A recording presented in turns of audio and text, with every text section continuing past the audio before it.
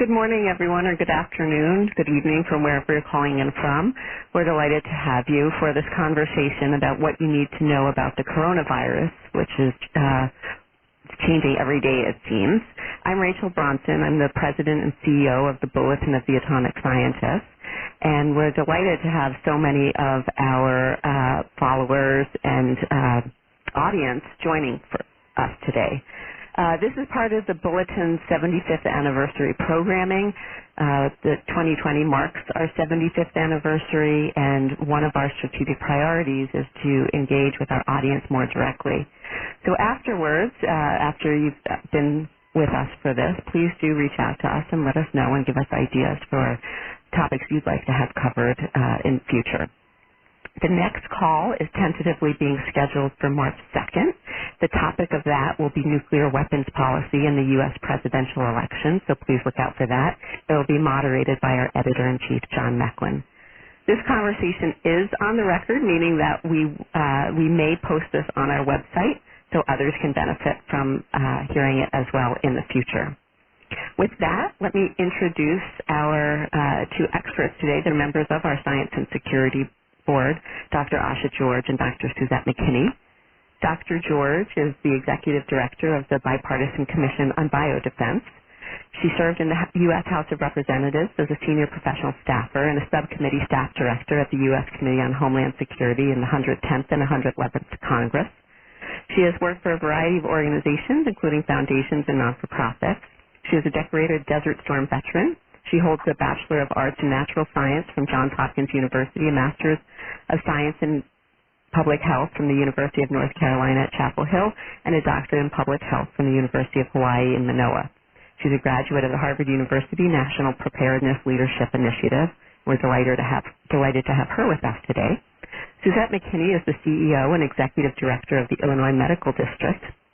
The district includes 560 acres of medical research facilities, labs, a biotech business incubator, universities, raw land development areas, 4 hospitals, and more than 40 healthcare-related facilities. It is one of the largest urban medical districts in the United States. Dr. McKinney holds her doctorate degree from the University of Illinois at Chicago School of Public Health with a focus on preparedness planning, leadership, and workforce development. So with that, let's open it up. And Asha, I'm going to turn it over to you. My expectation is we'll have a conversation for about 20 minutes or so, and then we'll open it up to those on the line. Asha, what we know about the coronavirus, and it's changing each day, but reports out of China is at least 1,000 are dead, at least 30,000 have been infected. A province with a population equal to South Korea is quarantined. The WHO has been invited in, but the Director General has called this, in his quotes, a grave threat to the rest of the world. So with that, Asha, can you give us a little bit more of an update about what you know about this virus and its spread, and kind of help us set the scene for this conversation? Sure. Thank you, Rachel. So it's an interesting situation we find ourselves in. On the one hand, we have a lot of debate about whether coronavirus, this novel coronavirus, is better or worse than other diseases, other viruses like the influenza virus. And lots of complaints going on, especially from folks inside the public health community and the humanitarian assistance community, pointing to diseases like measles that seem to be able to infect folks at a much higher rate, and that there would be more that one person already infected with measles could infect if other people were exposed to them. So there's not confusion, but not understanding why the coronavirus situation is being taken so seriously and above all else. I think what I would simply point out is, while all of those scientific observations are accurate, at the same time, the Chinese government has decided that this is so much of an issue that they need to quarantine 50 million people and shutter an entire city and keep others from traveling in and out of the country and throughout the country. So there's something more serious going on here, and we're beginning to see it as well as we see cases spreading throughout the world. Just recently, I believe it was yesterday or the day before, we discovered evidence of human-to-human transmission of the novel coronavirus without any obvious connection to China. Nobody had been near China. Nobody knew anybody who was near China. Nobody had, two or three steps away from somebody else who had been in China. So we're there. Once you get to that point, you can expect that the disease is going to spread and spread quickly. So then the question is, how do we manage it? And I think that's where we are right now. As all of us have seen, there are some quarantine measures going on outside of China. The United States has brought a few airplane loads full of people back here to the United States and has promptly put them into a 2-week or actually 15-day quarantine in various locations. And, other activities are going on, not just here in the United States, but throughout the world.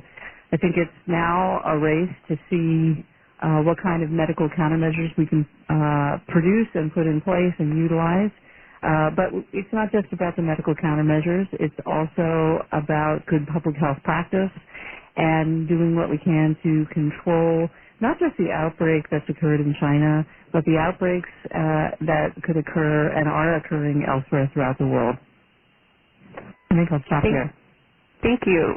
Suzet, let me bring you in to this. And I think Asha brought up something that was quite provocative, that in some ways measles and other infectious diseases seem to be perhaps more serious, and yet we're seeing a near shutdown by not near shutdown, but we're seeing a shutdown of important trade routes through China that will have a global effects. You work really at the heart of preparing to respond to different infectious diseases. How are you thinking about this particular virus versus others that you see in major cities all the time? Thank you, Rachel, and good morning, everyone. Rachel, to answer your question, I think one of the things that we're seeing with this novel coronavirus is a lot of comparison to seasonal influenza, which we know affects many more people than what we've seen with this current coronavirus. But in terms of preparedness, what I'm seeing is that the types of things that can be done at this point in time are being done. And I say that because one of the common traits about these coronaviruses is that we really don't know a lot about them. There is a reason why this situation is being called the novel coronavirus. It's novel because it's new. There's not a lot of scientific evidence that we have around this new coronavirus, and so the preparedness measures that can be taken and the preparedness measures that we have seen taken thus far are the things, those sound public health practices that Asha mentioned a few moments ago, that can be implemented in an effort to minimize the continued spread of this disease. I think Asha hit the nail on the head when she said this situation is large and it's growing rapidly. I was reading just this morning the most recent situation report from the World Health Organization, and just yesterday we were at a little over 900 deaths, and overnight we've jumped to beyond the 1,000 in terms of the number of deaths. And so I think if I were to reiterate anything with regards to preparedness measures and what we should be seeing both here domestically in the U.S. as well as internationally, it is the quarantine and isolation procedures that we're seeing. With international travel, air travel being the way that it is critically important that we practice good respiratory hygiene, covering the sneeze and the cough with things that will not be exposed to other people or other inanimate objects that people touch. And what I mean by that is, coughing into your elbow or the inside of a jacket or a coat, But then I also think the well-coordinated risk communication messages that we're seeing. Obviously, there's a great deal of coordination among the World Health Organization and the CDC, but the same needs to be extended to state and local jurisdictions as well as to the hospitals and healthcare systems within those jurisdictions, because it's critically important that our healthcare system be well informed about how the situation is unfolding, but also what they should be doing from a treatment perspective, but also what the public should know about how this situation is unfolding and what measures individual citizens can take to protect themselves and their families. So let me just stay on for a moment. Thank you for that on this novel coronavirus. We've seen coronaviruses before. We've seen SARS and MERS and now this one. What makes this so new and different? How does this differ from some of the other viruses that we know about, either in its structure or what do we know about coronaviruses? Asha, let me kick that over to you. Well, the thing is, we haven't known about every single virus on the planet for the same amount of time as every other virus on the planet. So there are some things that we deal with more frequently and that have affected us more significantly. So, for example, this is why we know so much about influenza virus. We see it every single year. We've had horrible pandemics occur with them. We've seen high death rates from them. And because we have so much background and research on them and have observed them for so long, we're getting pretty good at seeing what's happening with mutations. We can now see a mutation occurring mid-season and understand what needs to be done with a vaccine, or at least understand that the current vaccine isn't going to work. But this is not the case with the coronavirus, with novel coronavirus, or any coronavirus for that matter. We have experience with coronaviruses in general, but we haven't had as long a history of dealing with them and studying them and doing research with them because we discovered them later. What we're really concerned about, though, are those coronaviruses that mutate to the point where they're causing a higher level of disease, more serious symptomology, and where they're behaving in a way we would not expect. So you mentioned SARS and MERS. Both of these sort of jumped in that way and made us very concerned. It's hard right now to really compare these three coronaviruses, SARS, MERS, and now this novel coronavirus, because we don't have enough information on them, and we're sort of stuck looking back at what happened with SARS and MERS. But we're concerned because the high level of infectiveness, if you will, is just causing great concern. When we look back at MERS, there was a situation in which one patient infected 82 others in a Seoul medical center, and it's not because they were running around, touching 82 other people. It's because those 82 people happened to be in the hospital along with this patient.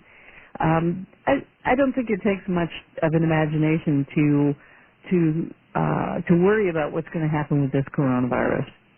But I think we have to keep pointing back to two things. One is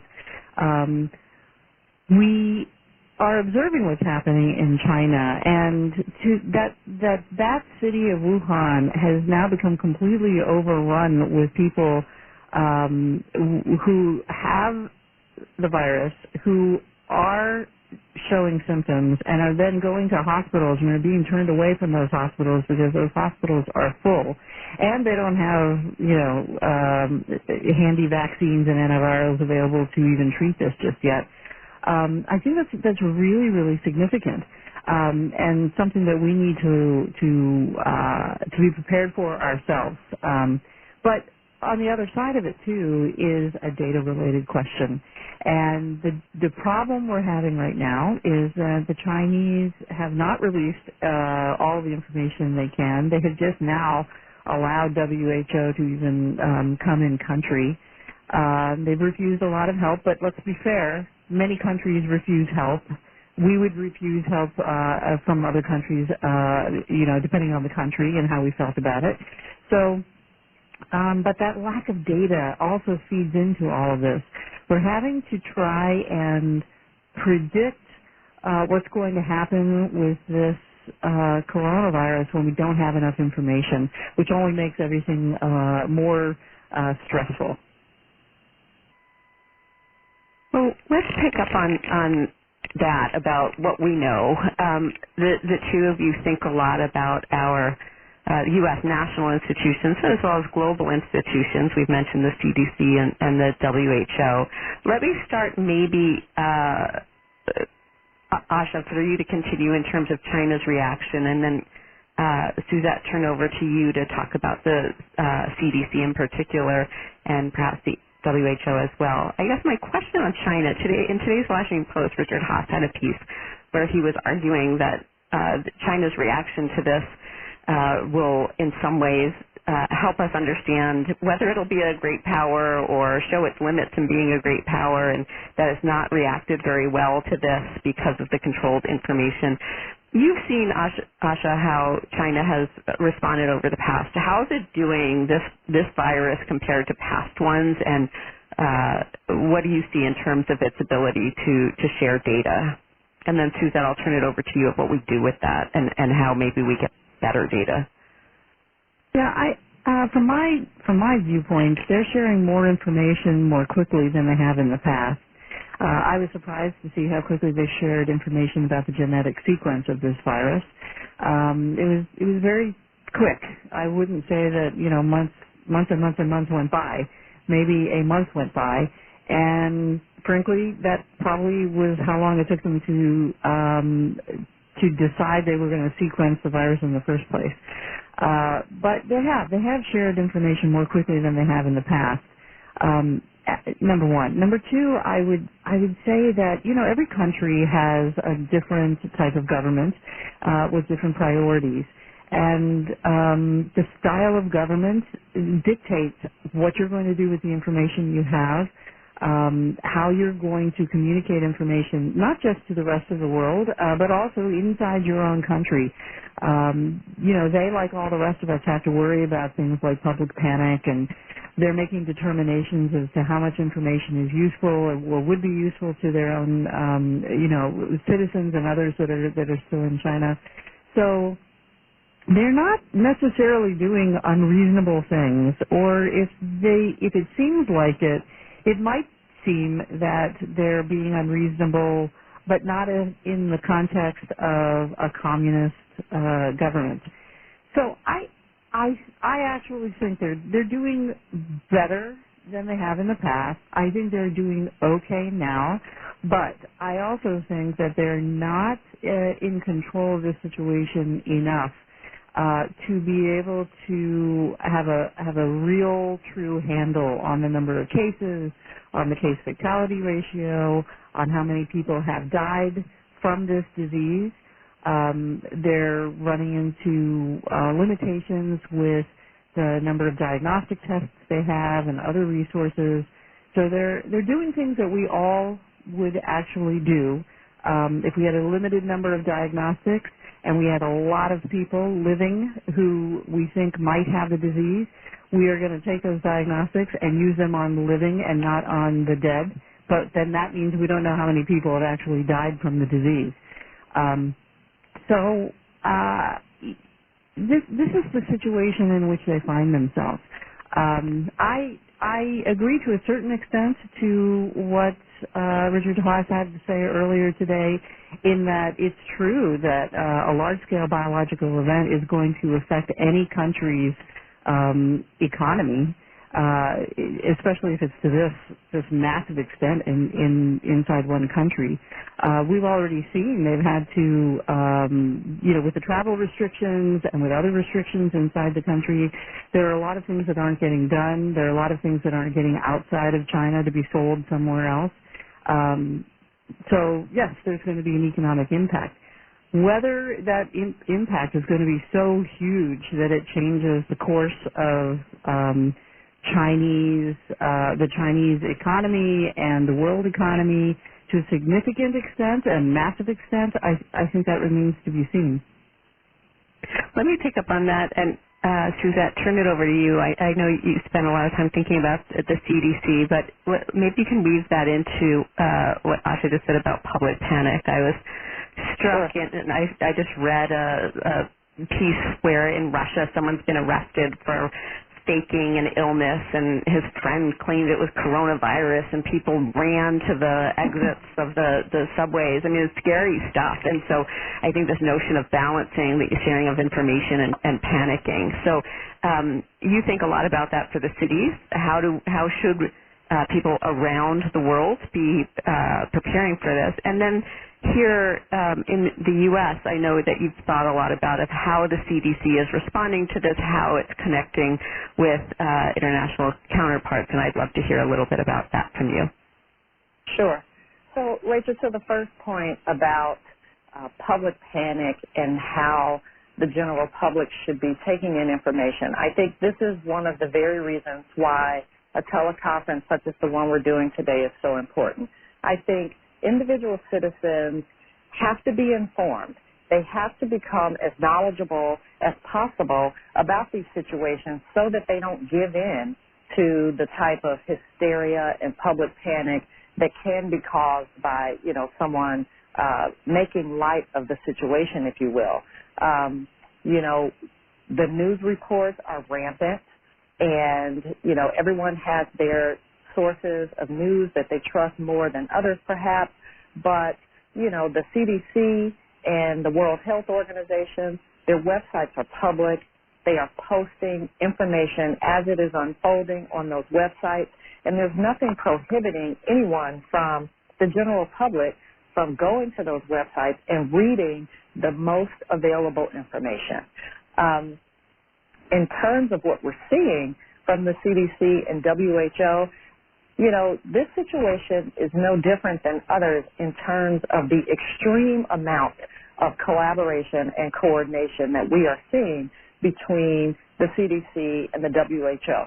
I can tell you that I was down at CDC just a couple of weeks ago, and like we've seen in other situations similar to this, CDC was preparing to send teams over to China to assist. But I think, Asha's point about the World Health Organization is just now being allowed to go into China and provide assistance in country, for public panic because of the concern for impacts on the economy, impacts on tourism, and other factors.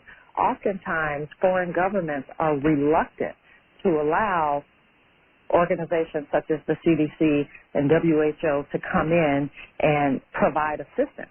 But I think one of the things that contributes to frustration among public health officials and other response leaders is the lack of information to information, the lack of access to information and data, I should say. Again, it's that data that gives us information about, the number of cases, the number of deaths, the case fatality ratio, and other very important data points that we need as a response community in order to most effectively respond to these types of outbreaks.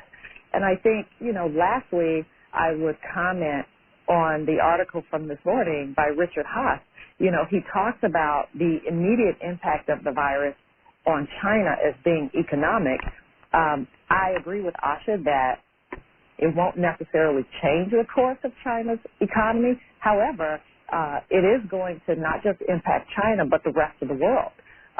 Just last week, I was in Washington listening to a speech by an author who wrote a book that describes the significant amount of dependence that we here in the U.S.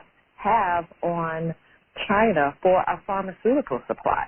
So I think the longer we see this outbreak continue, the more significant of an impact that we're going to see not only on China's economy and other economies across the world, but as Richard Haas points out this morning, we're also going to see a significant impact on supply chains across the world, as many of our supply chains are developed in part or sometimes in whole in China.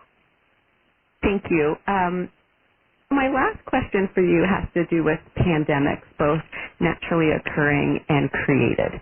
The Bulletin of the Atomic Scientist focuses on man-made threats, so threats that we create. So nuclear weapons, our humans' role in climate change, and we're interested in bio-threats as they are created and the consequences they can have. And I'd love for you to help us think about this as a naturally occurring one.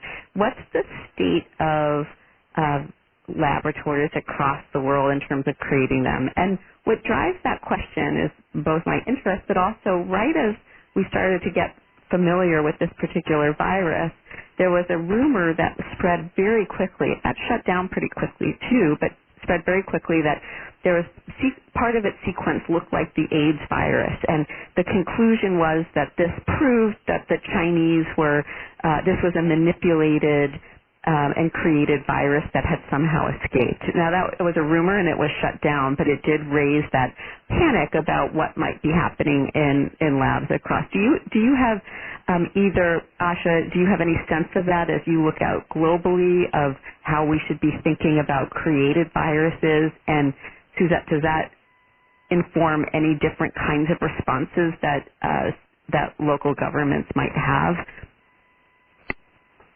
Well, certainly there's a lot of research going on throughout the world, either for humane and noble purposes or for the purpose of creating biological weapons. And this is not some new piece of information that flashes across the globe today. There are a number of countries that had engaged in biological weapons development decades ago. The United States shut down its own program in 1976, but other countries continued. And some countries throughout the world have no problem saying they're continuing to invest in biological weapons programs. So what do you do with that? I think we have to be cognizant of the fact that in either case, this research is continued, or that there is research that could be directly applied to the production of biological weapons. Yes, that research oftentimes has involved the combining of various diseases. There's usually a purpose for it. For example, the former Soviets are said to have inserted Ebola genes into influenza, and the purpose for doing that was said to be able to trick a body that's infected with that into thinking it's just got influenza. The purpose was also to make it more easily transmittable and not kill the host as quickly as just straight Ebola would do. There were probably some other reasons as well. But I think that there are implications now for the intelligence community and the defense communities all throughout the world. Synthetic biology, high-level research, gain-of-function research, weapons development, all of these things are occurring, and we have to pay attention to the way in which scientific advances could be applied to biological weapons development, and we have to pay attention to the naturally occurring and accidental events we see, and take some lessons learned from those, and not just lessons learned, but also think about potential scenarios and what we would do if we were having to deal with a genetically modified disease. What would we do? How would we even determine that that had occurred? And what do we need to put in place in advance in terms of science and public health and medicine and everything else to be able to address those kinds of threats? Thank you, Suzette. Let me turn it over to you. Sure. I think the major point that I would want to make to this question is that, you know, here in the United States, there are clinical and academic laboratories across the country that regularly conduct research on biological agents, primarily for the purpose of advancing scientific knowledge of these agents and, you know, their infectivity and how they can be spread and so on and so forth. I think my major concern or question would be, you know, what are the preparedness applications of this research? What can the preparedness community learn from the research and vice versa? And so in my mind, it speaks to the greater need for alignment between the research community and the preparedness community so that we understand that when we see situations such as this novel coronavirus and other novel viruses that we've seen in recent history, you know, what are some of the measures that can be taken that perhaps apply across the board to these novel viruses, and what other types of strategies can we be implementing that helps ensure our continued and robust diligence in fighting these infectious disease outbreaks. And so I don't want us to put a negative connotation, if you will, on research of biological agents. I think that research is critical for us to learn more and develop the scientific base for how they can affect populations and what we need to be doing to prepare our populations from these viruses. So I think I'll stop with that, but, you know, I think the point is made. Thank you, Suzette. Well, I want to thank Dr. George and Dr. McKinney for their work on this and for keeping us updated. Thank you for taking the time. I want to remind those on the phone that we are looking for the next Bulletin's teleconference to be on March 2nd, and the focus of that will be on nuclear weapons policy and the U.S. presidential election. Thank you all for joining us, and we look forward to engaging with you soon. Dr. George and Dr. McKinney, thank you so much. Thank you. Thanks so much. Have a great day.